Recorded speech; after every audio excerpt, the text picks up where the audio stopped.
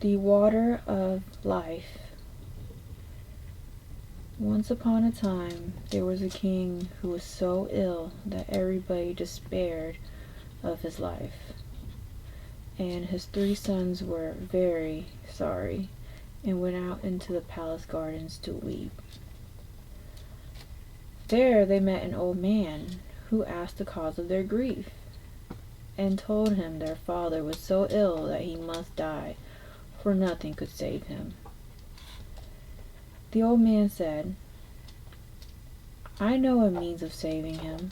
If he drinks of the water of life, it will restore him to health, but it is very difficult to find." "I will soon find it," said the eldest son. And, going to the sick king, he begged his permission to set out in search of the water of life, which alone could save him. "No, the danger is too great," said the king. "I prefer to die."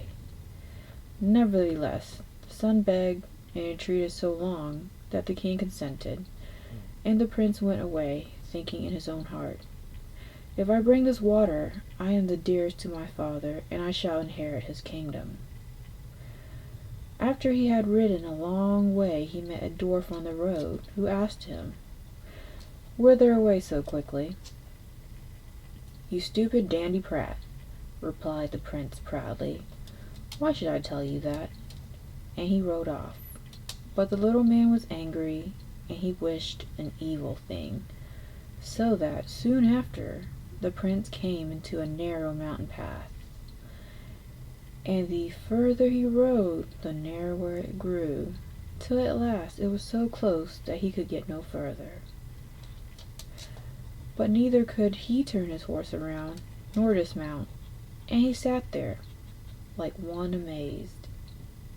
Meanwhile the sick king waited a long while for him, but he did not come, and the second son asked leave to go too and seek the water he had to himself. "If my brother is dead, the kingdom comes to me." At first the king refused to spare him, but he gave way, and the prince set out on the same road as the elder one had taken, and met also the same dwarf, who stopped him and asked him, "Whither ride you so hastily?" "Little Danny Pratt," replied the prince, "what do you want to know for?"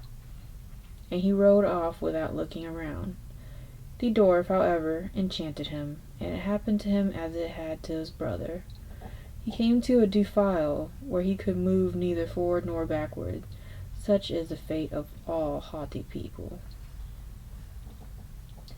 Now, when the second son did not return, the youngest begged to leave to go and fetch the water, and the king was obliged at last to give his consent.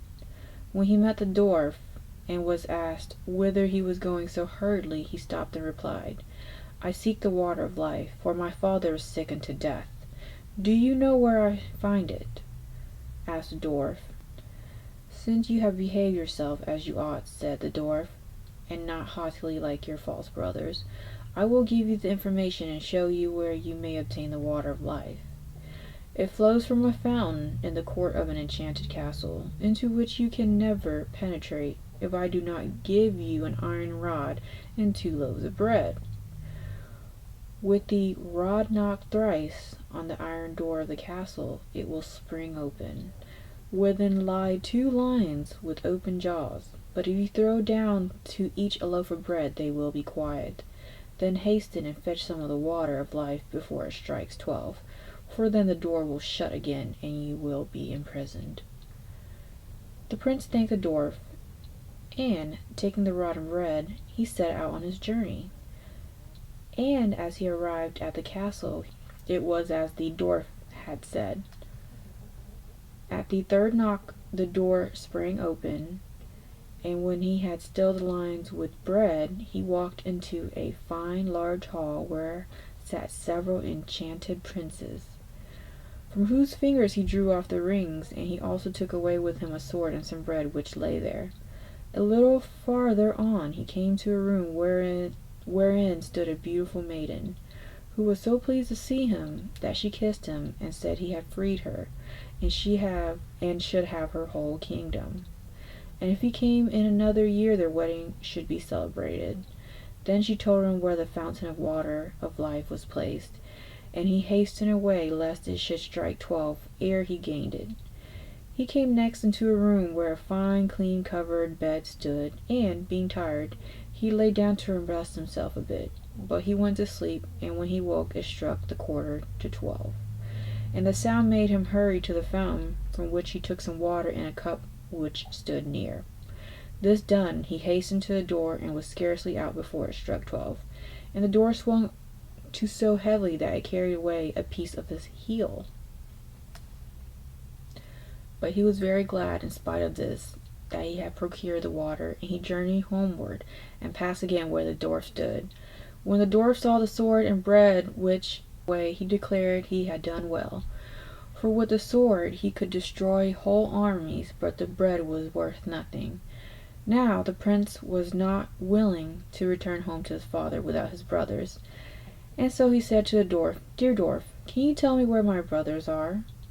They went out before me in search of the water of life, and did not return." "They are stuck fast between 2 mountains," replied the dwarf. "Because they were haughty, I enchanted them there." Then the prince begged for their release, till at last the dwarf brought them out, but he warned the youngest to be aware of them, for they had evil in their hearts.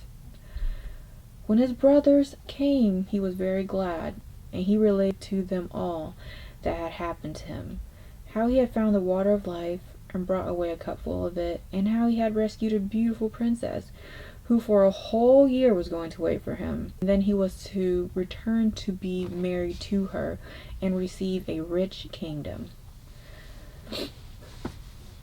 After this tale, the 3 brothers rode away together, and soon entered a province where there were war and famine raging, and the king thought he should perish, so great was his necessity. The youngest prince went to the king and gave him the bread, with which he fed and satisfied his whole people, and the prince gave him the sword, wherewith he defeated and slew all of his enemies, and regained peace and quiet. This effected, the prince took back the bread and sword, and rode on further with his brothers, and by they came to 2 other provinces where also war and famine were destroying the people.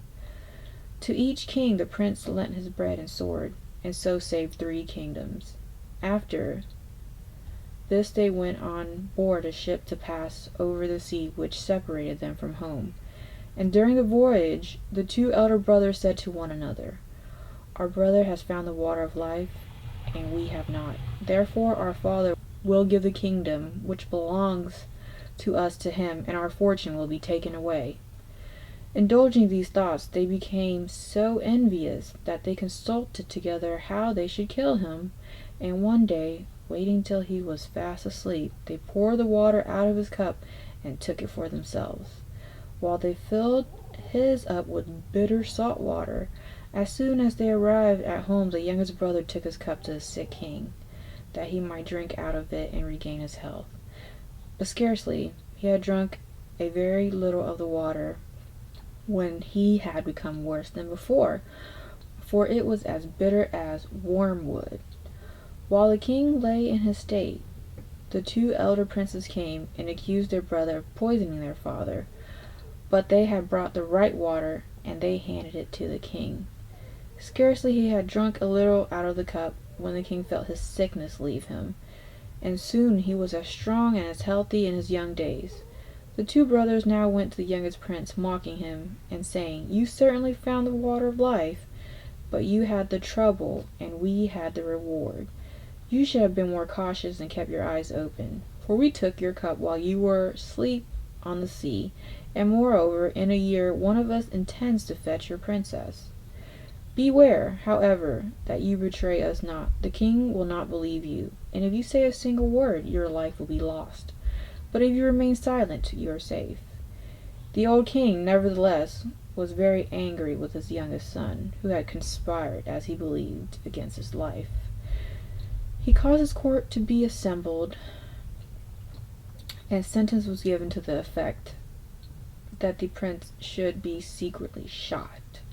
And once as he rode out hunting, unsuspicious of any evil, the huntsman was sent with him to perform the deed. By and by, when they were alone in the wood, the huntsman seemed so sad that the prince asked him what ailed him. The huntsman replied, "I cannot and yet must tell you." "Tell me boldly what it is," said the prince. "I will forgive you." "Ah, it is no other than that I must shoot you, for so that the king ordered me," said the huntsman with a deep sigh. The prince was frightened, and said, "Let me live, dear huntsman, let me live. I will give you my royal coat, and you shall give me yours in exchange." To this the huntsman readily assented, for he felt unable to shoot the prince. And after they had exchanged their clothing, the huntsman returned home, and the prince went deeper into the wood. A short time after, 3 wagons laden with gold and precious stones came to the king's palace for his youngest son. They were sent by the 3 kings in token for gratitude for the sword which had defeated their enemies, and the bread which had nourished their people. At this arrival, the old king said to himself, "Perhaps, after all, my son was guiltless," and he lamented to his courtiers that he had let his son be killed. But the huntsman cried out, "He lives yet, for I could not find it in my heart to fulfill your command." And he told the king how it had happened. The king felt as if a stone had been removed from his heart, and he caused it to be proclaimed everywhere throughout his dominions that his son might return and would again be taken into favor. Meanwhile, the princess had caused a road to be made up to her castle of pure shining gold, and she told her attendants that whoever should ride straight up to this road would be the right person, and one whom they might admit into the castle. But, on the contrary, whoever should ride up not on the road, but by the side, they were ordered on no account to admit, for he was not the right person. When therefore the time came round which the princess had mentioned to the youngest prince, the eldest brother thought he would hasten to her castle and announce himself as her deliverer, that he might gain her as a bride and the kingdom beside. So he rode away, and when he came in front of the castle and saw the fine golden road, he thought it would be a shame to ride thereon, and so he turned to the left hand and rode up out of the road. But as he came to the door, the guards told him he was not the right person, and he must ride back again. Soon afterward, the second prince also set out, and he, likewise, when he came to the golden road and his horse set its 4 feet upon it, thought it expected. The youngest prince, who had all this time been wandering about in the forest, had also remembered that the year was up, and soon after his brother's departure he appeared before the castle and rode up straight on the golden road, for he was so deeply engaged in thinking of his beloved princess that he did not observe it. As soon as he arrived at the door, it was opened, and the princess received him with joy, saving he was her deliverer and the lord of her dominion. Soon after their wedding was celebrated, and when it was over, the princess told her husband that his father had forgiven him and desired to see him. Thereupon he rode to the old king's palace and told him how his brothers had betrayed him while he slept and had sworn him in silence. When the king heard this, he would have punished the false brothers, but they had prudently taken themselves off in a ship, and they never returned home afterward. The